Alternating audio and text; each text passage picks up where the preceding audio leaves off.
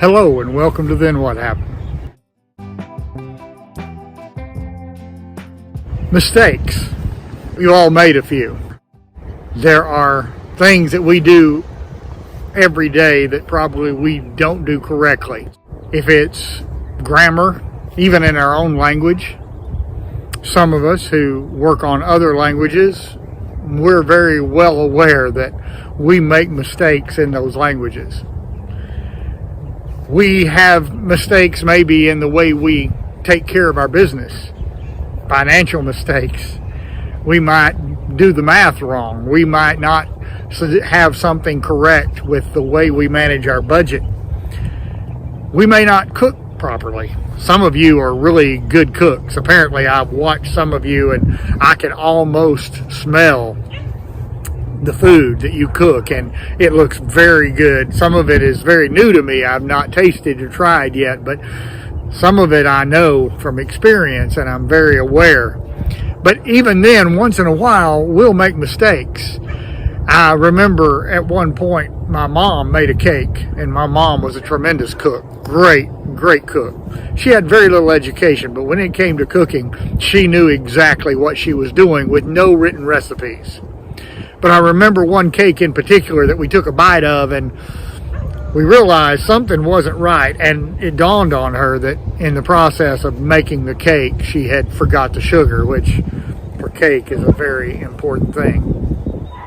We all have mistakes, make errors in everything we do. But the thing about the mistake is that we are able to move on from that mistake and try to correct it in the future. And sometimes we are good at making those corrections. Sometimes we fix those things that are wrong. Sometimes we keep making the same mistake. I know in language, I sometimes make the same mistake over again. And from my native heritage and language and the region of the country that I come from, there are some accepted mistakes that we just do, and we know they're not correct grammatically. We know they're not the correct pronunciation or usage of some of those terms, but we do it because it's cultural. And in your culture, you probably have some of those as well, and I would love to see those in the comments. I grew up using the word ain't, for example, and all of my family used ain't. And we know that that is improper English and not correct. And some of you might have to even look that up to see what that meant. But we used it traditionally, culturally.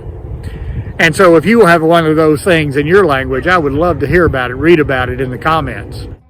But let me tell you something about mistakes. Don't let them control your life.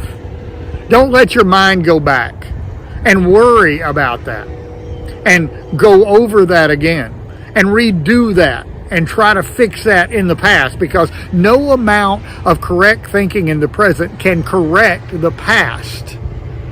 All it can do is help you function in the future.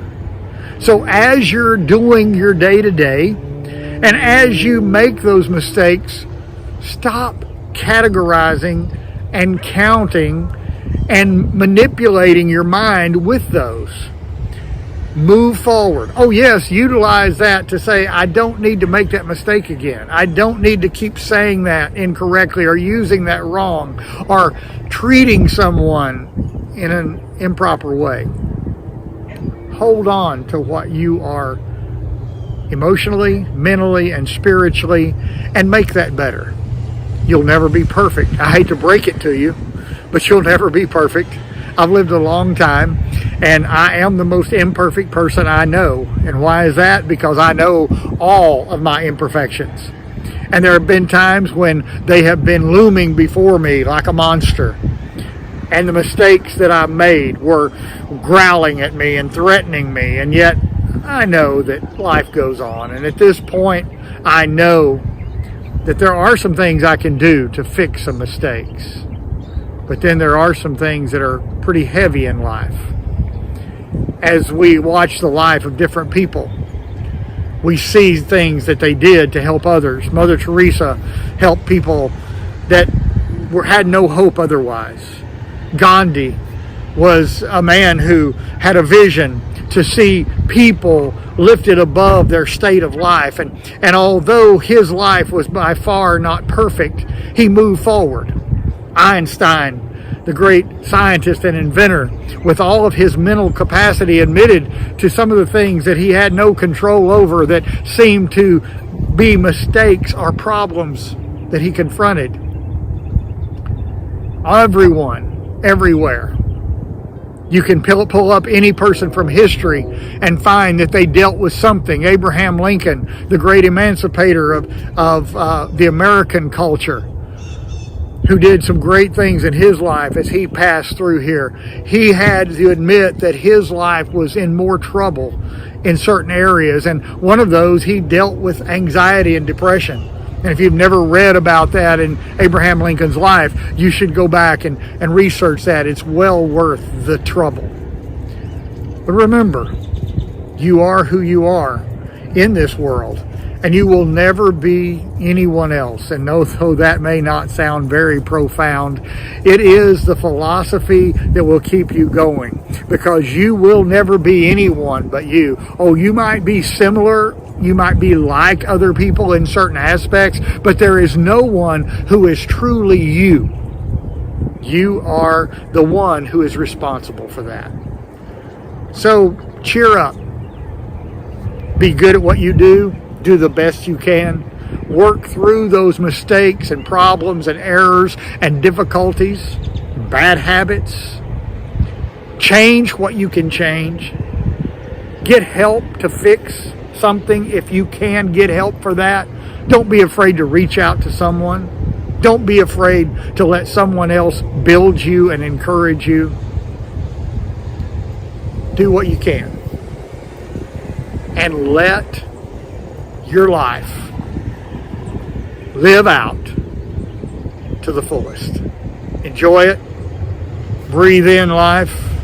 Share with others. Love. And allow yourself to be loved. Thank you for joining us on Then What Happened. Comment, like, subscribe. I'll see you next time. Have a great day.